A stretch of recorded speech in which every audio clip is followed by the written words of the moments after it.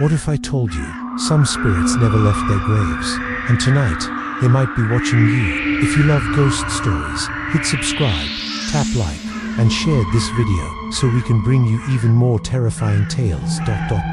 Subscribe, like, share to keep the ghosts coming. In the valley of Akowski, where the mists never lifted and the mountains curved like sleeping dragons, there was a river that the locals called Kawa no Ko, the River of Voices. It wound through the pine forests in slow, solemn twists, its waters glimmering faintly even under the thickest fog. No one could remember when the village had been founded beside it.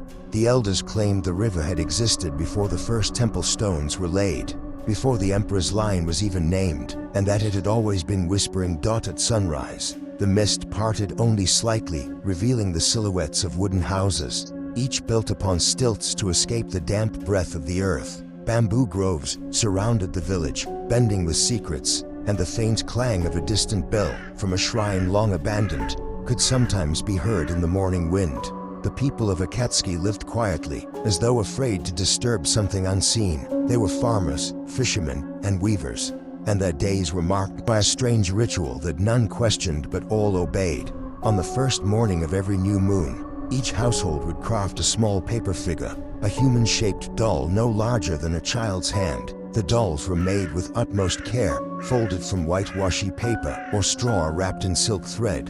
The villagers whispered their names into them, along with a breath, just a single exhale, and placed the dolls on the edge of the river before dawn. When the priest struck the temple bell 3 times, they released the dolls, watching them drift away with the current. No one spoke during this ritual, no matter how long the silence lasted. Only when the last doll had disappeared into the mist did anyone move again. They called this ceremony Hitogata Nagashi, the sending of the human form. It was said that the river carried away their misfortunes, their sickness, their regrets. But behind the solemn calm, there was fear.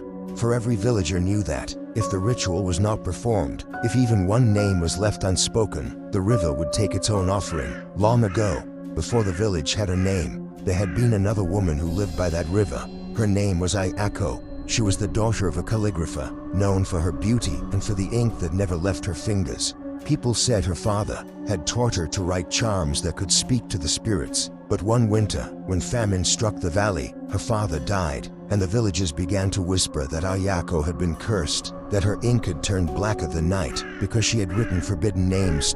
In grief, she isolated herself, living alone in a hut near the riverbank, where the fog was thickest. It was there she first crafted a Hitogata doll. The ritual was simple. She would fold a figure in her likeness, breathe into it her pain, her loneliness, her fear. Then she would release it to the river, believing it would carry her suffering away. But that winter, the river froze, and the dolls did not move. They remained there, trapped in ice, hundreds of pale figures staring upward like silent witnesses. Ayako prayed for the thaw, but when it came, she found that the dolls had drifted back to her shore, circling the bank as if drawn by her sorrow. One night, in desperation, she pricked her finger and let her blood fall upon a new doll, whispering the name of the man who had betrayed her, a merchant who had promised to marry her.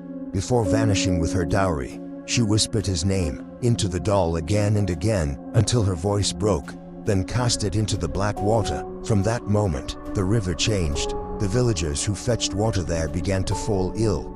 The merchant who betrayed her was found dead, his face pale as parchment, his eyes wide open as if staring into something unseen. His body bore no wound, only a faint mark on his chest in the shape of a paper fold. And Ayako's house burned down 3 nights later, though there was no fire nearby. When they found her body, she was sitting upright, her hair loose, her hands clasped around a single doll, one made not of paper, but of human hair and straw bound with crimson thread. The elders buried her near the river, but the ground refused to take her. Each morning, her grave would rise again. The soil turned upward as though something beneath were breathing. Finally, the priest sealed her resting place with sutras, binding it beneath a stone carved with a kanji for silence. They thought it was over, but the river began to whisper her name. Years passed, and Ayako's story became a warning. Parents told their children, never curse through a doll, never let your hatred touch the water. The Hitogata ritual was as purification, not vengeance, to cleanse the body and spirit. But there was always one night each year during the Oban festival, when the wind turned colder than it should, and the river glowed faintly beneath the moon. On that night, some claimed to see a woman in white, standing knee-deep in the water, releasing paper dolls that drifted not downstream, but against the current. Others heard her voice, singing softly in the old tongue, "What is cast away shall return. What is drowned shall breathe again." The villagers would lock their doors, avert their eyes, and whisper prayers to the mountain gods. Still, the story endured like the river itself, flowing through generations, hidden beneath the calm of their rituals. In the year of the Iron Rat, the emperor's emissaries arrived in Akatsuki to collect tribute. Among them was a young scholar named Hayato Nomori, sent from the capital to record ancient customs. He had heard rumors of the Hitogata ritual and of the curse that once shadowed it. Hayato was a man of logic, raised in the libraries of Hyankyo. He did not believe in curses or ghosts. To him, such stories were remnants of an older world, poetic illusions for the uneducated. But when he arrived in Akatsuki, even he could feel the air shift. The fog there was not mere weather. It felt alive. The villagers greeted him politely, but distantly.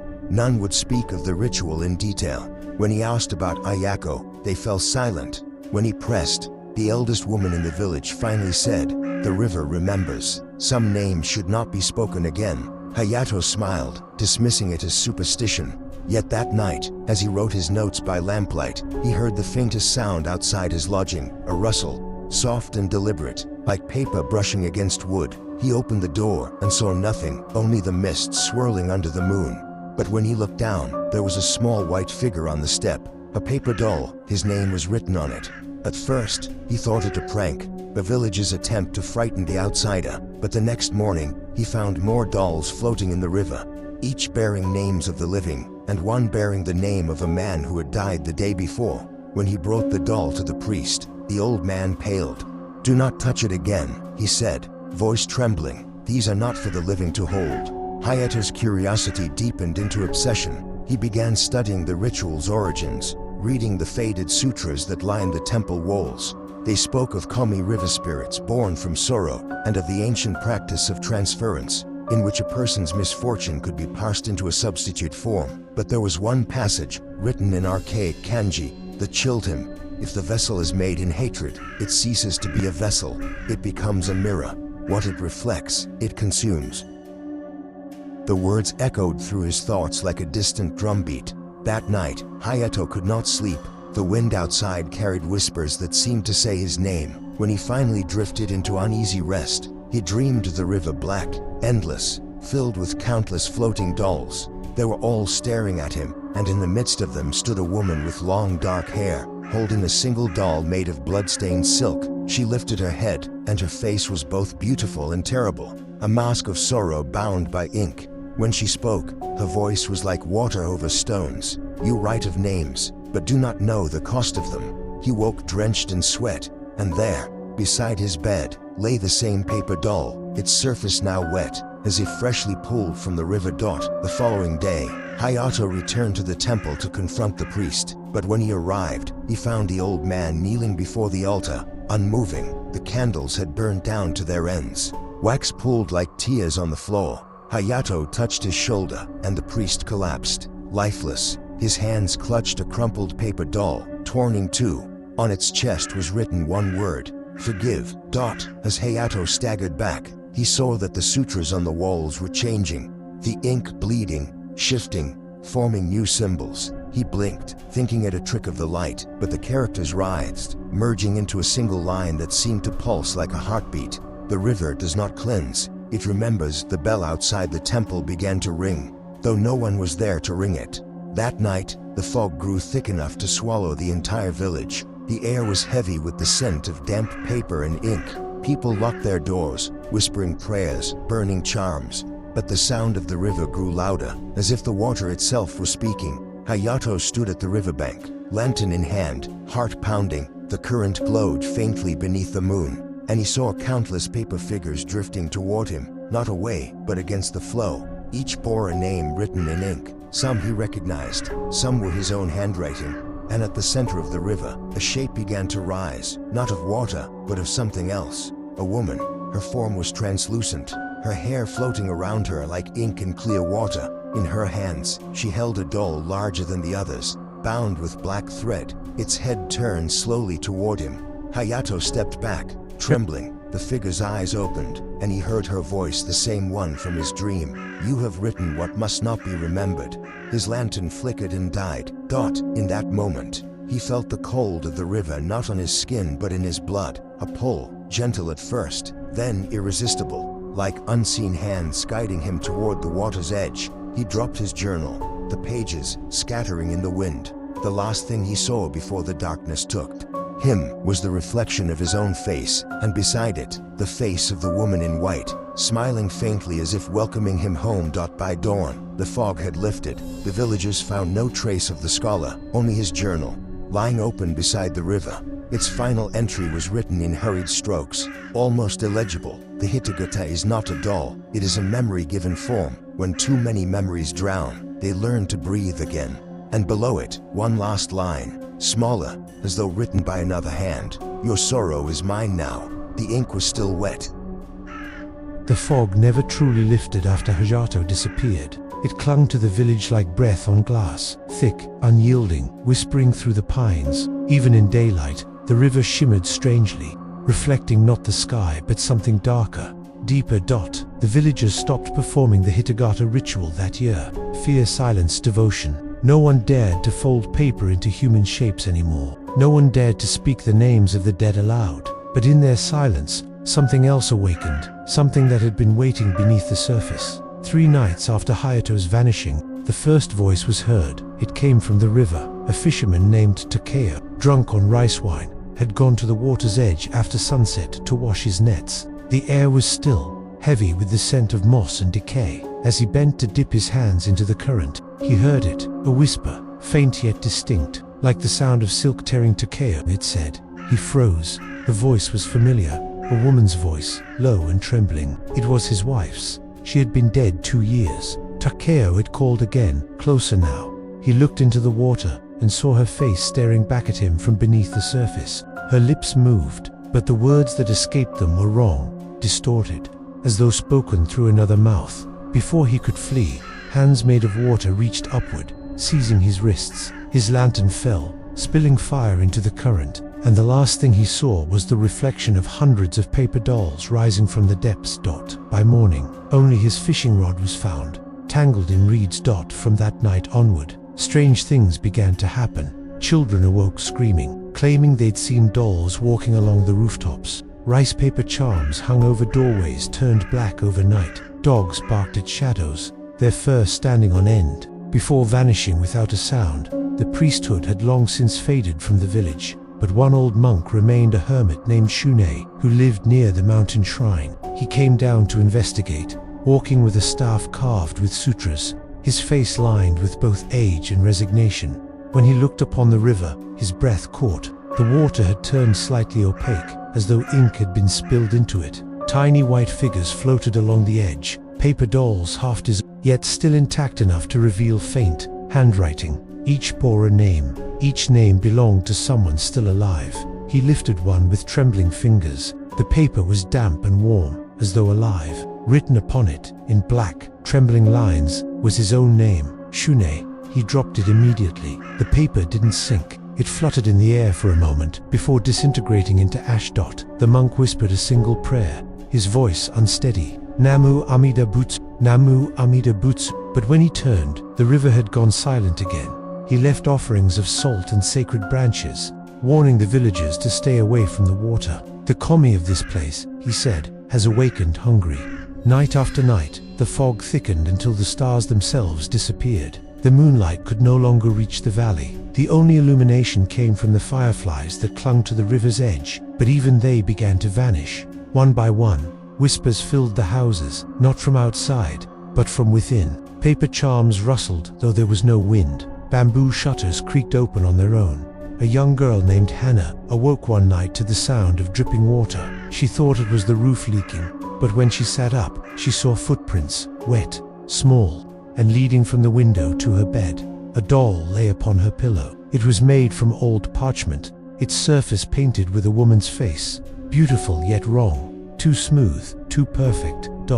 As Hannah reached to touch it, The doll's painted eyes blinked. She screamed. Her parents rushed in, but by the time they arrived, the doll was gone. Only the faint scent of ink remained. The next morning, Hannah could not speak. Her voice had vanished completely. When she tried to write, her hand trembled, forming only one word, again and again: mine. Far from the village, the emperor's court received word of strange disturbances in a katsuki of fog that never lifted, of voices calling from the river. Believing its superstition, they sent a samurai investigator, Lord Kuroda Masanori, to restore order. Kuroda was a man of war, hardened by battles against both men and ghosts of memory. He did not believe in curses, yet, when he arrived at the valley, his horse refused to cross the bridge. The air there was colder, heavier, as if it belonged to another world. He entered the village at dusk. No one greeted him. Doors were barred, shutters sealed. The only sound was the soft murmur of the river in the distance. He found the monk Shune waiting at the crossroads, holding a lantern. "You should not have come," said the old man. "I go where my emperor commands," replied Kuroda. "Then you go to your death." Kuroda smirked, brushing past him, but as he did, the monk whispered a single warning: "Do not speak your name aloud while near the river. It listens." The samurai said nothing. That night, he made camp beside the water. The current gleamed like molten silver under the half-moon. He washed his face, ignoring the monk's warning, and muttered his name as he prayed for protection. When he looked up, the river's reflection had changed. Where his face should have been, he saw two faces, one his own, one belonging to a woman behind him. She was pale as snow, her eyes hollow, her lips stained black. He spun around. Nothing, only mist. But when he looked again into the water, the reflection remained. The woman still there, smiling faintly, holding something in her hands, a doll. Its chest bore his name. Kuroda reached for his sword, but the blade would not draw. His fingers felt numb, his vision blurring. When he looked again, the reflection was gone, replaced by ripples spreading outward like breath. The next morning, his horse was found grazing near the bridge. The samurai was nowhere to be seen. Panic spread through the villagers. They said the curse of Ayako had returned, that the Hitogata, once meant for cleansing, had become a vessel of vengeance once more. Some believed the scholar Hayato's disappearance had awakened her spirit. Others whispered that the river itself had grown conscious, feeding upon the names written in fierce. Desperate to save the living, began searching through ancient scrolls, recalling stories of onryo, vengeful spirits born from deep sorrow. He remembered a forgotten text from the capital that spoke of Hitogata no, the curse of the human form. It told of how, when grief outweighs purity, the ritual vessel becomes a mirror between worlds, binding the soul of the dead to the name of the living. Every time a person whispers their own name, the spirit hears it, and the boundary weakens. He realized the truth. The villagers, by sending dolls every year, had kept the spirit alive. Every whispered name was an offering. Every breath released into the paper was another thread woven into the curse. The river did not cleanse. It collected. The old monk knew what had to be done. There was only one way to end such a curse, to seal the spirit at its origin. By returning what had been taken, he prepared a journey to Ayako's grave, deep within the forest. The villagers warned him not to go, saying the trees there had grown twisted, the soil blackened by her sorrow. But he went anyway, carrying a lantern, a string of prayer beads, and one final Hitogata doll, blank. Unmarked. He reached the grave at midnight. The stone marker bearing the word silence was cracked, half swallowed by roots. Around it lay dozens of decayed paper figures, their surfaces covered in names that time had erased. As he knelt to recite the sutra, the wind ceased. The forest fell utterly still. Then came the sound, soft, deliberate, like the tearing of paper from within the earth. The ground before him shifted, and from the crack in the soil, a pale hand emerged. Shune froze, his body trembling as a shape began to rise, slowly, gracefully, impossibly. Ayako's ghost stood before him, her eyes black voids that reflected nothing. Her hair drifted like smoke. "You've come to return what was taken," she whispered, "but it is too late. The river has already chosen." The monk held up the Hitogata doll. "This is the vessel. Take my name instead. End this suffering." Ayako tilted her head, almost curiously. A noble death. For a forgotten god. She reached out, touching the doll. For a moment, everything was silent. Then her face twisted, and her voice became many voices. The cries of the drowned, the weeping of the cursed. Too many names, she hissed, too many to cleanse. The doll burst into flame between them, though there was no fire. The monk screamed as light engulfed the clearing. When the villagers found the site the next morning, the ground was scorched. The stone bearing silence was shattered, and in its place, a new carving had appeared in the soil, burned deep and dark. Remembrance, that night, the river rose higher than it ever had. Houses near the bank were swept away, their wooden beams twisting like bones. Those who tried to flee said they saw faces in the flood, paper faces, whispering names. When the storm passed, Akatsuki was gone. Only the temple remained, half buried in mud, and in the center of the river, a single figure stood motionless, a woman in white, holding a Hitogata doll to her chest. Her eyes were closed, her lips moving in silent prayer. As dawn broke, she faded with the mist, but the river's voice remained. For years, the village of Akatsuki lay silent beneath layers of mist and ruin.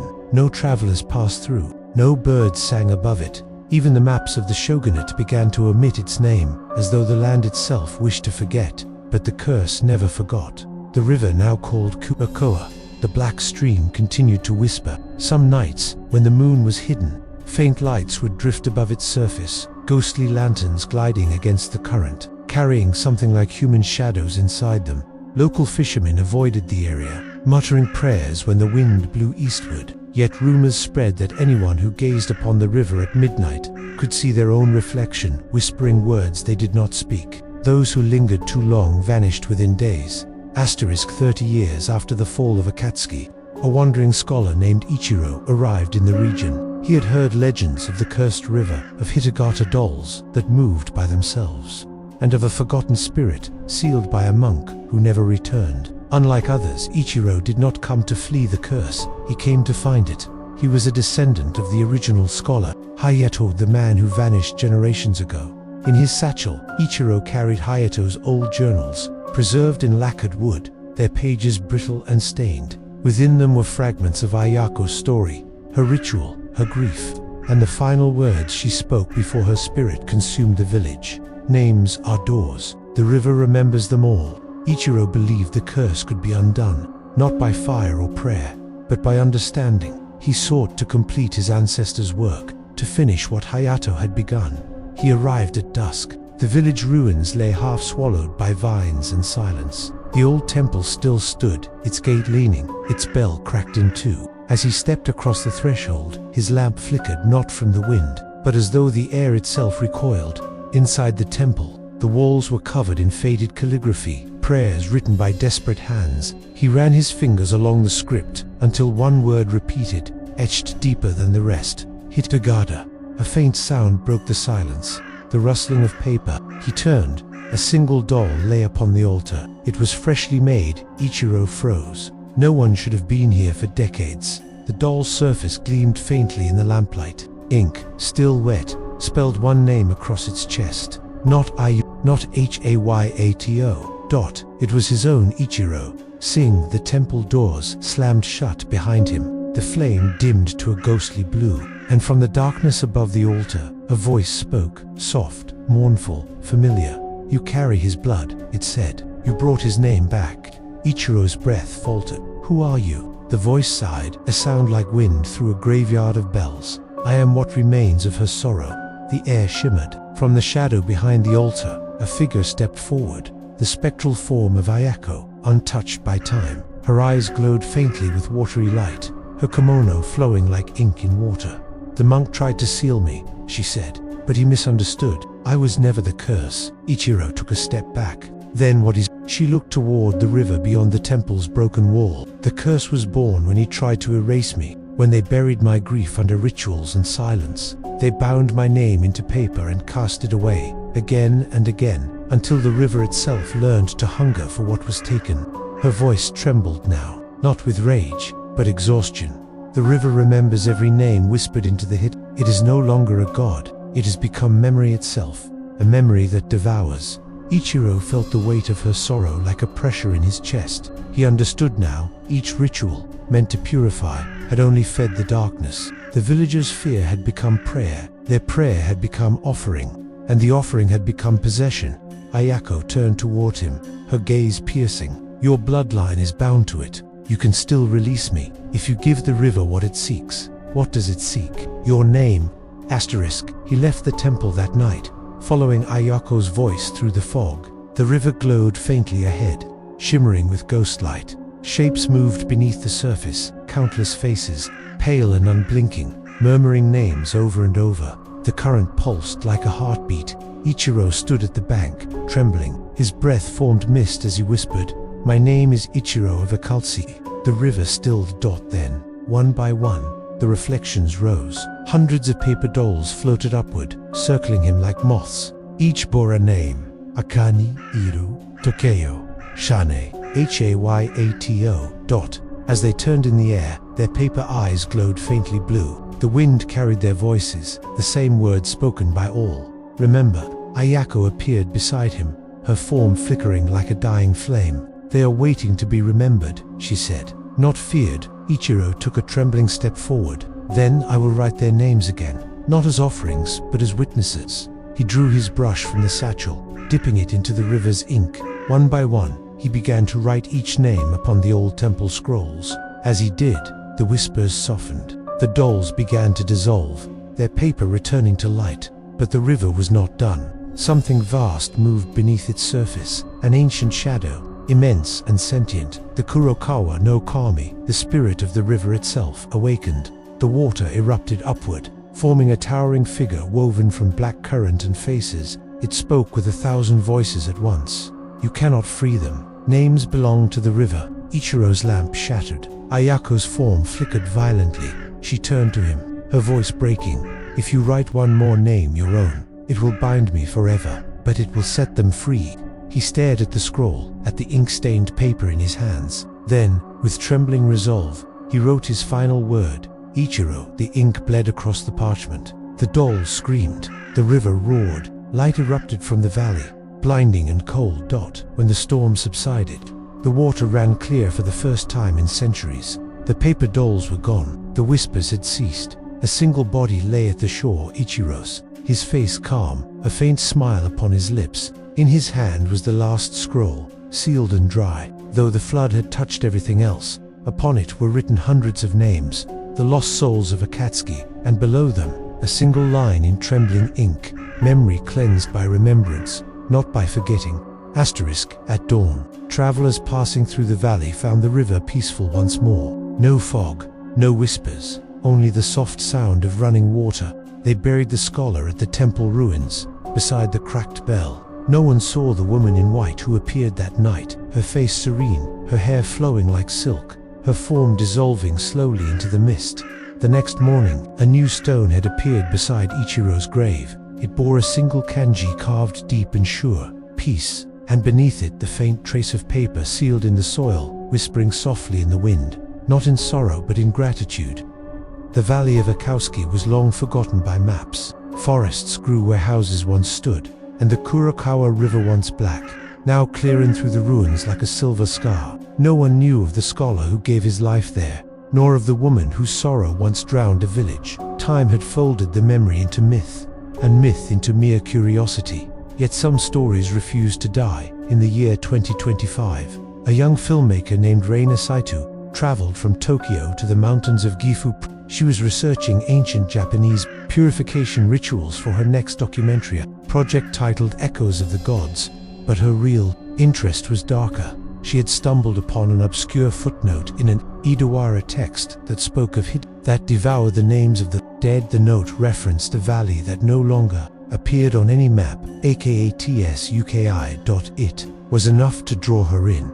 Reina's crew consisted of only 3 people: herself, a sound engineer named Mikio, and her assistant Aya. They carried modern cameras, drones, and digital recorders, yet what they sought belonged to a world untouched by light or logic. When they arrived, the valley felt suspended in another time. Fog hung like breath, trees leaned inward, their roots twisted around old stone foundations. The air smelled faintly of river water and incense. "This place doesn't even exist on GPS," Mikio muttered, checking his phone. "It's like the land itself doesn't want to be found."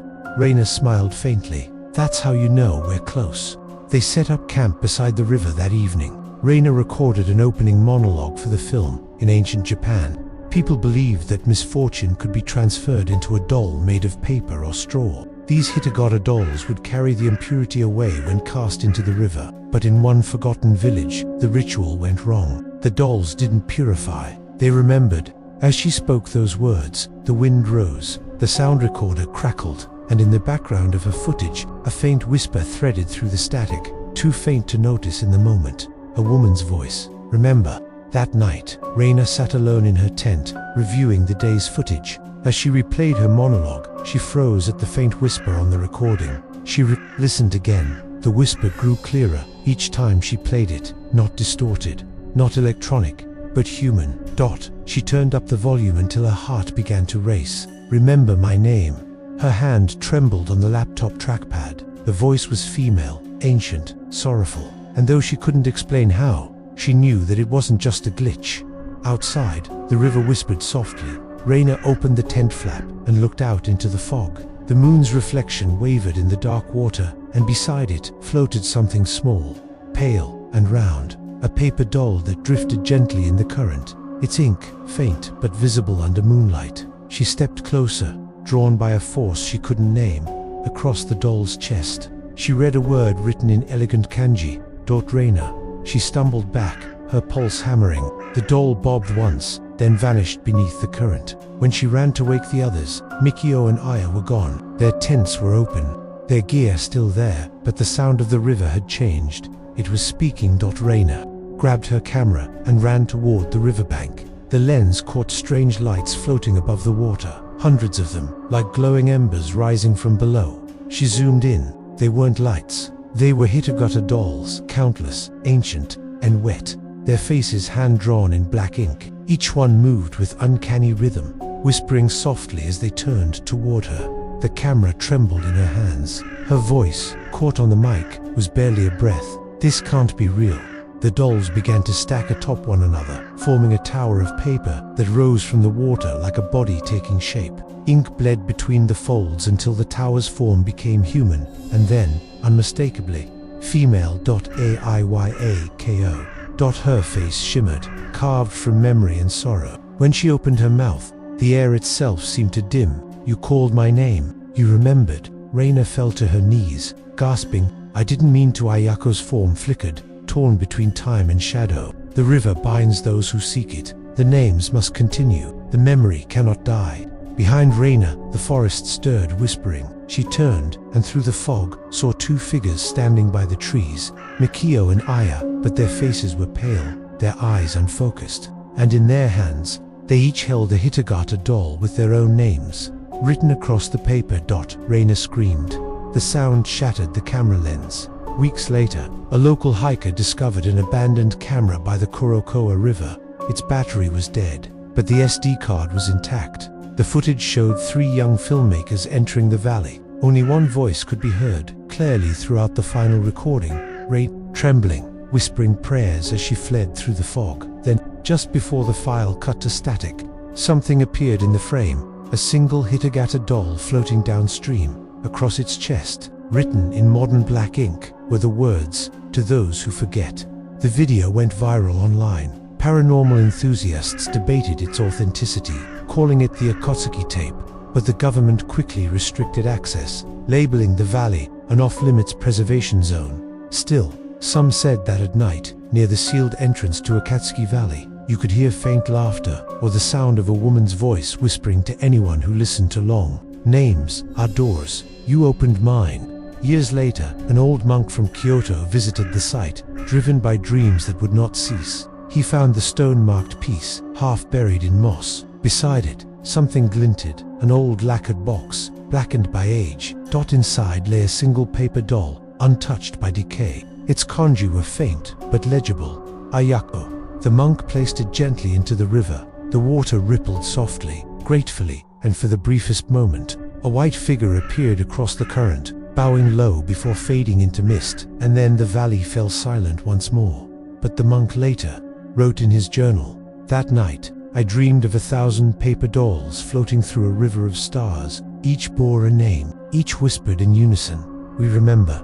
There are places in the world where belief becomes reality, where grief hardens into presence. The Hitogata Doll was never just paper. It was humanity's desperate attempt to purge sorrow, to name pain so that it might leave us. But names have power. The more we name what haunts us, the deeper it roots itself in our souls. Ayako's curse was never about revenge. It was about remembrance, a sorrow that refused erasure. The villagers tried to burn it, the monks tried to seal it, and yet, even now, a modern filmmaker's camera caught its echo, because the story was never about one spirit, it was about all who are forgotten. So the river continues to flow, carrying names through generations, each doll a voice, each whisper a plea, and sometimes, when the moonlight touches still water, the reflection that looks back may whisper softly, "Do you remember me?" The screen fades to black. A single paper doll drifts across a dark current. Its ink begins to smear, dissolving slowly. The final words, barely visible before they vanish, the ghost of the Hitogata doll.